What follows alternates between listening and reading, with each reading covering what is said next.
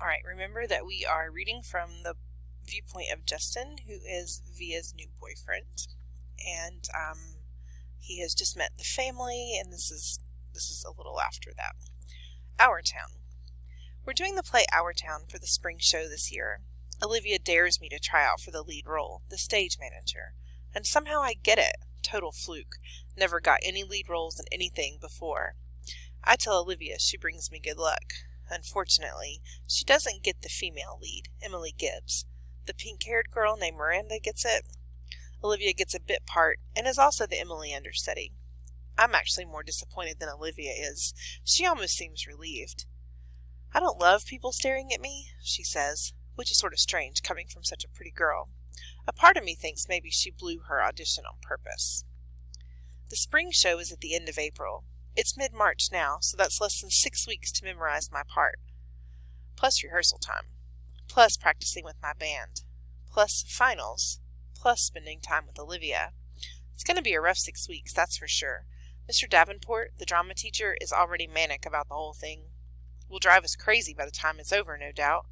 I heard through the grapevine that he'd been planning on doing The Elephant Man, but changed it to Our Town at the last minute. And that change took a week off of our rehearsal schedule. Not looking forward to the craziness of the next month and a half. Ladybug. Olivia and I are sitting on her front stoop. She's helping me with my lines. It's a warm March evening, almost like summer. The sky is still bright cyan, but the sun is low, and the sidewalks are streaked with long shadows. I'm reciting. Yes, the sun's come up over 1,000 times. Summers and winters have cracked through the mountains a little bit more, and the rains have brought down some of the dirt. Some babies that weren't even born before have begun talking regular sentences already, and a number of people who thought they were right young and spry have noticed that they can't bound up a flight of stairs like they used to without their heart fluttering a little. I shake my head. I can't remember the rest. All that can happen in 1,000 days, Olivia prompts me, reading from the script. Right, I say, shaking my head. I sigh. I'm wiped, Olivia. How the heck am I going to remember all these lines? You will, she answers confidently. She reaches out and cups her hands over a ladybug that appears out of nowhere. See? A good luck sign, she says, slowly lifting her top hand to reveal the ladybug walking on the palm of her other hand. Good luck or just the hot weather, I joke. Of course good luck, she answers, watching the ladybug crawl up her wrist. There should be a thing about making a wish on a ladybug. Augie and I used to do that with the fireflies when we were little. She cups her hands over the ladybug again. Come on, make a wish. Close your eyes. I dutifully close my eyes. A long second passes. Then I open them. Did you make a wish? She asks. Yep. She smiles, uncups her hands, and the ladybug, as if on cue, spreads its wings and flits away. Do you want to know what I wish for? I asked, kissing her. No, she answers shyly, looking up at the sky, which at this very moment is the exact color of her eyes. I made a wish too, she says mysteriously, but she has so many things she could wish for I have no idea what she's thinking. The bus stop. Olivia's mom, Augie, Jack, and Daisy come down the stoop just as I'm saying goodbye to Olivia. Slightly awkward since we're in the middle of a nice long kiss. Hey guys, says the mom, pretending not to see anything, but the two boys are giggling. Hi, Mrs. Pullman. Please call me Isabel, Justin, she says again. It's like the 3rd time she's told me this, so I really need to start calling her that. I'm heading home, I say, as if to explain. Oh, are you heading to the subway? She says, following the dog with the newspaper. Can you walk Jack to the bus stop? No problem. That okay with you, Jack? The mom asks him, and he shrugs. Justin, can you stay with him till the bus comes? Of course. We all say our goodbyes. Olivia winks at me. You don't have to stay with me, says Jack as we're walking up the block. I take the bus by myself all the time. Augie's mom is way too overprotective. He's got a low, gravelly voice, like a little tough guy. He kind of looks like one of those little rascal kids in the old black and white movies, like he should be wearing a newsboy cap and knickers. We get to the bus stop and the schedule says the bus will be there in 8 minutes. I'll wait with you, I tell him. Up to you, he shrugs. Can I borrow $1? I want some gum. I fish $1 out of my pocket and watch him cross the street to the grocery store on the corner. He seems too small to be walking around by himself somehow. Then I think how I was that young when I was taking the subway by myself. Way too young. I'm going to be an overprotective dad someday. I know it. My kids are going to know that I care. I'm waiting there a minute or two when I notice 3 kids walking up the block from the other direction. They walk right past the grocery store, but one of them looks inside and nudges the other 2, and they all back up and look inside. I can tell they're up to no good, all elbowing each other, laughing. One of them is Jack's height, but the other 2 look much bigger, more like teens. They hide behind the fruit stand in front of the store, and when Jack walks out, they trail behind him, making loud throw-up noises.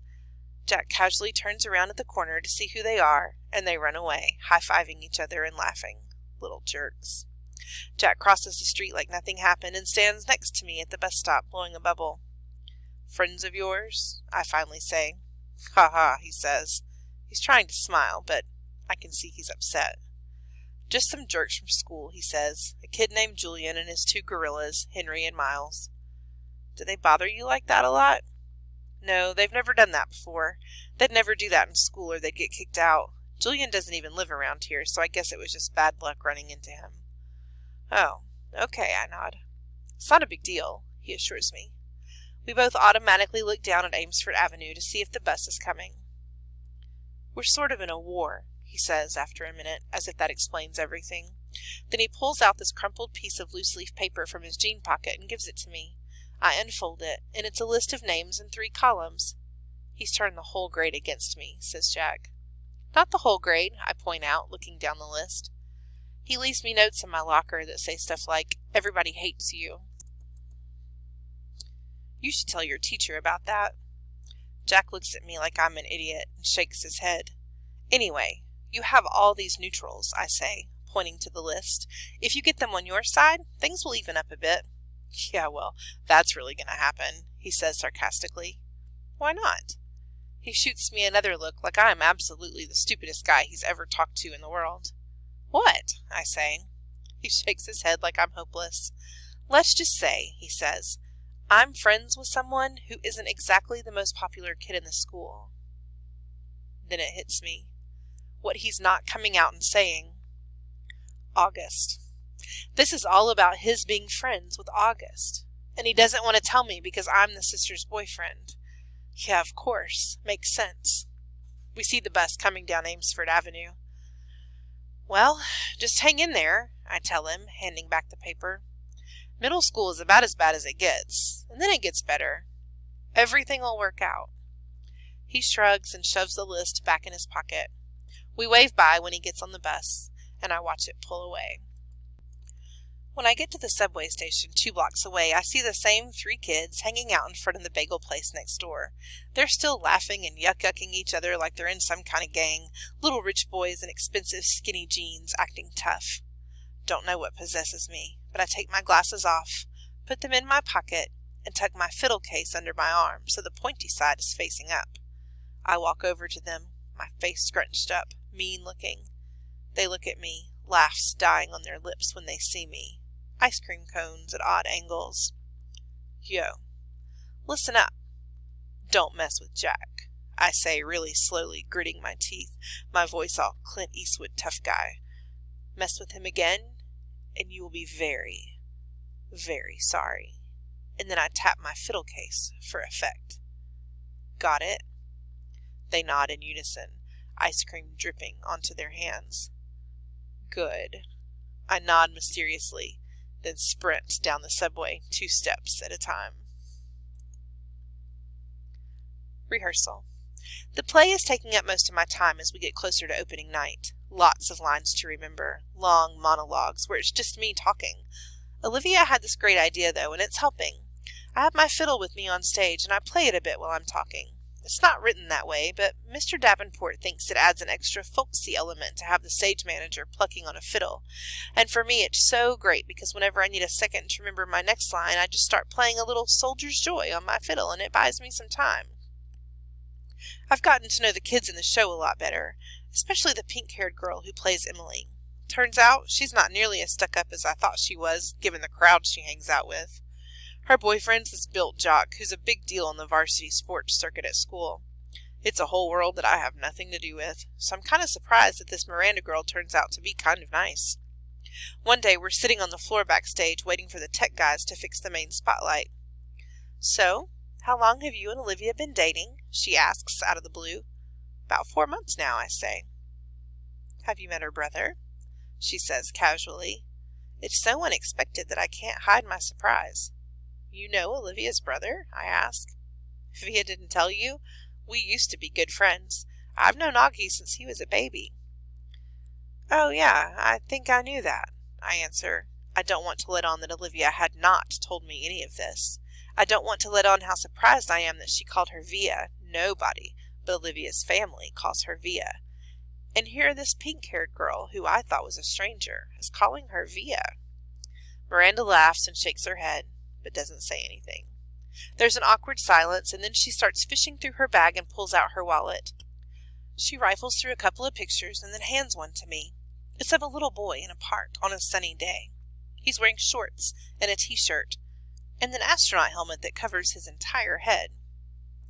It was like 100 degrees that day, she says, smiling at the picture, but he wouldn't take that helmet off for anything. He wore it for like 2 years straight, in the winter, in the summer, at the beach. It was crazy. Yeah, I've seen pictures in Olivia's house. I'm the one who gave him that helmet, she says. She sounds a little proud of that. She takes the picture and carefully inserts it back into her wallet. Cool, I answer. So you're okay with it? She says, looking at me. I look at her blankly. Okay with what? She raises her eyebrows like she doesn't believe me. You know what I'm talking about, she says, and takes a long drink from her water bottle. Let's face it, she continues, the universe was not kind to Augie Pullman.